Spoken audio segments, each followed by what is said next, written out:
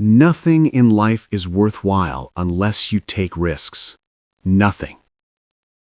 Nelson Mandela once said, "There is no passion to be found playing small in settling for a life that's less than the one you're capable of living."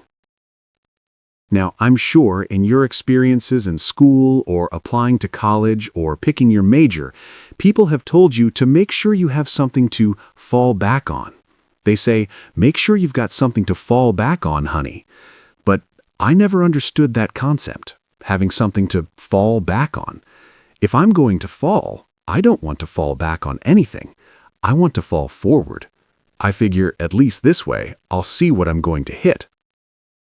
Without consistency, you'll never finish. So do what you feel passionate about. Take chances. Don't be afraid to fail. There's an old IQ test with 9 dots, and you had to draw 5 lines with a pencil through those dots without lifting the pencil. The only way to do it was to go outside the box. Don't be afraid to think outside the box. Don't be afraid to fail big, to dream big. But remember, dreams without goals are just dreams. Reggie Jackson struck out 2,600 times in his career, the most in the history of baseball. But you don't hear about the strikeouts. People remember the home runs. Fall forward. Thomas Edison conducted 1,000 failed experiments. Did you know that? I didn't know that because the 1,001st was the light bulb. Fall forward. Every failed experiment is one step closer to success. You've got to take risks. Now, you will fail at some point in your life. Accept it. You will lose, you will embarrass yourself, you will suck at something. There's no doubt about it. And I know that's not a traditional message for a graduation ceremony, but hey, I'm telling you, embrace it, because it's inevitable. In the acting business, you fail all the time. Early in my career, I auditioned for a part in a Broadway musical. It was the perfect role for me, except for the fact that I can't sing. I didn't get the job. But here's the thing. I didn't quit. I didn't fall back. I walked out of there to prepare for the next audition, and the next one, and the next one. I prayed and I prayed and I prayed, but I continued to fail and fail and fail. But it didn't matter. You know the old saying, if you hang around the barbershop long enough, sooner or later you're going to get a haircut. So you will catch a break. And I did. Last year, I did a play called Fences on Broadway. But here's the kicker. It was at the Court Theater. It was the exact same theater where I had failed that first audition 30 years prior.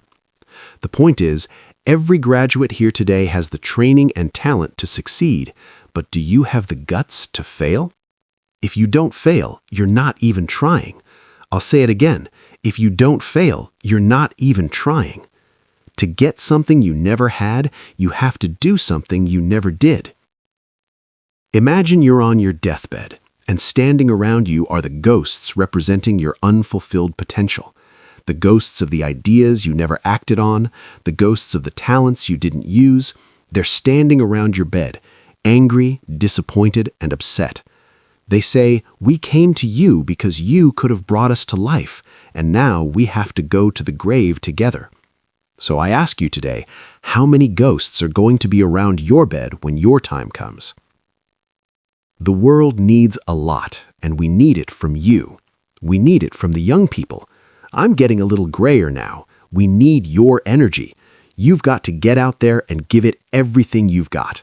Whether it's your time, your talent, your prayers, or your treasures. What are you going to do with what you have? I'm not talking about how much you have. Some of you are business majors, theologians, nurses, or sociologists. Some of you have money. Some have patience, kindness, or love. Whatever your gift is, what are you going to do with it? Sometimes failure is the best way to figure out where you're going. Life is never a straight path. I started at Fordham University as a pre-med student. I took a course called Cardiac Morphogenesis. I couldn't read it, I couldn't say it, and I surely couldn't pass it. So then I tried pre-law, then journalism. With no academic focus, my grades took off in their own direction. I had a 1.8 GPA, and the university very politely suggested it might be better to take some time off. I was 20 years old. I was at my lowest point. And then one day, March 27th, 1975, I was helping my mother in her beauty shop. There was an older woman there, one of the elders of the town. I didn't know her, but she kept staring at me in the mirror. Finally, she took the dryer off her head and said something I'll never forget. She said, "Young boy, I have a prophecy, a spiritual prophecy. You are going to travel the world and speak to millions of people." And in the years that followed, just as she prophesied, I have traveled the world and I have spoken to millions. So, taking a risk isn't just about going for a job, it's about being open to people and to ideas. The chances you take, the people you meet, the people you love, and the faith that you have, that is what's going to define you. Never be discouraged. Never hold back. Give everything you've got. And when you fall throughout life, and you will, remember this.